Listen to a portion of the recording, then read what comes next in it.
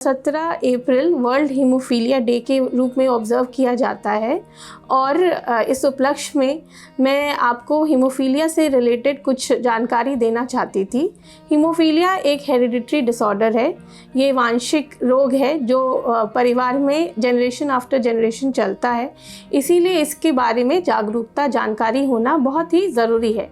अगर आपके परिवार में कोई नॉन हीमोफीलिया पेशेंट है, उस केस में क्या करना है, और कभी सपोज़ फैमिली हिस्ट्री ना भी हो, उसके बावजूद यदि बच्चे में प्रॉब्लम शुरू होता है, उसको कैसे सही समय पे समझ के सही डॉक्टर के पास इलाज के लिए पहुंच जाना, इसकी भी जानकारी रहना बहुत ही ज़रूरी बात है।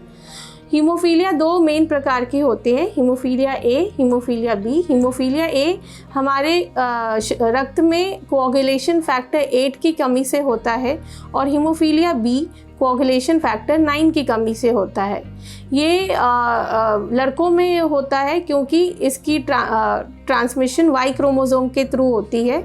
लड़कियों में हीमोफीलिया नहीं होता है, बट वो कैरियर स्टेट में आते हैं। अगर एक माँ कैरियर है, हीमोफीलिया की डिफेक्टिव जीन उनमें है, तो उनके बेटों को हीमोफीलिया होने की चांसेस है, जबकि बेटियां कैरियर हो सकती हैं। ज़रूरी नहीं कि हर बच्चे को हीमोफीलिया हो ही जाए। सो 2-3 बातें जो हमें ध्यान रखनी है। पहला, एक बार इसके लक्षण क्या है। छोटा बच्चा है, वो जैसे ही मूवमेंट उसकी शरीर की, वो क्रॉलिंग शुरू करता है, रेंगना शुरू करता है, चलना शुरू करता है, उन्हें चोट लगती है, तो उन्हें एक मामूली सी चोट से भी ब्लीडिंग शुरू हो सकती है। ये जो कि not normal, this is not normal. Normally बच्चे गिरते हैं ही, चलते हैं गिरते हैं, बट इतनी चोट नहीं लगती। उनके जॉइंट्स में, नी जॉइंट में, सर पे कहीं भी ब्लीडिंग की संभावना बढ़ जाती है। सो ऐसे पेशेंट्स को आपको किसी पीडियाट्रिशियन या एक्सपर्ट जो हेमाटोलॉजिस्ट हैं, उनके पास ले जाना चाहिए। वो जो भी नीडेड टेस्ट है वो करेंगे एंड उसके बाद फिर आपको बताएंगे कि ये किस सिवियरिटी की है। डिपेंडिंग कि कितना फैक्टर का अंश है उनके शरीर में, इसकी 3 सिवियरिटी होती है एंड उसी हिसाब से आगे क्या चिकित्सा फॉलो करनी है। ये लाइफ लॉन्ग की चिकित्सा है और चिकित्सा के वजह से भी कॉम्प्लिकेशंस होते हैं, बीमारी के वजह से भी कॉम्प्लिकेशंस है। सो उन सब को भी मैनेज करने के लिए आपको एक एक्सपर्ट हेमाटोलॉजिस्ट के गाइडेंस में हमेशा ही बने रहना है। इसका मेन इलाज है फैक्टर की सप्लीमेंट, किसी भी फैक्टर की कमी है उसकी सप्लीमेंटेशन करनी है। उसके अलावा कभी कभी इनहिबिटर्स फॉर्म हो जाते हैं कुछ केसेस में, तो उनका निदान कैसे करना है वो। इसके अलावा बच्चे को या फैमिली को पता होना चाहिए कि जब ब्लीड तुरंत होती है तो उस समय तुरंत हमें क्या एक्शन लेना है, ताकि पेशेंट को तकलीफ़ कम हो और ब्लीडिंग के वजह से जो कॉम्प्लिकेशंस होती हैं वो कम हो जाए। सो उसकी भी जानकारी आपको आपके डॉक्टर देंगे। दूसरी बात है, अगर इनहिबिटर्स हो जाते हैं तो उसकी वजह से फिर और क्या ट्रीटमेंट करना है, उसकी भी गाइडेंस आपको दी जाएगी।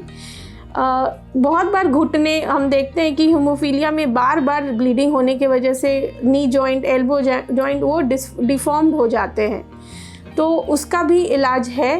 देयर आर माइनस सर्जरीज जो कि हमने शैल्बी में भी knee replacement for haemophilia patients very successfully हम करते आ रहे हैं। इस बार का theme is access for all, prevention of bleeds as the global standard of care. So हमारा उद्देश्य है कि हीमोफीलिया की जागरूकता इतनी फैलाए ताकि पेशेंट्स को पता रहे कि किस तरीके से वो किनसे मिले और फर्दर ब्लीडिंग को प्रिवेंट किया जा सके। जहाँ तक बात है कि अगले जनरेशन में हीमोफीलिया ना हो, तो इस केसेस में भी जहाँ पॉजिटिव फैमिली हिस्ट्री है और चांसेस है कि फीमेल ने कंसीव किया है और उनके बच्चे को हो सकता है, तो एंटीनेटल टेस्टिंग की सुविधा होती है। जागरूकता जहाँ रहेंगी तो आपको आपके गायनेकोलॉजिस्ट गाइड करेंगे कि कब वो टेस्टिंग करवाना है, ताकि आपके बच्चे को हीमोफीलिया ना रहे। हमारा यही कोशिश यही हमारी है, लोगों को हीमोफीलिया के बारे में जानकारी मिले ताकि इसके लॉन्ग टर्म कॉम्प्लिकेशन से बच्चे उनकी लाइफ कॉम्प्रोमाइज़ नहीं रहे, वो एक नॉर्मल लाइफ जी सके। Thank you.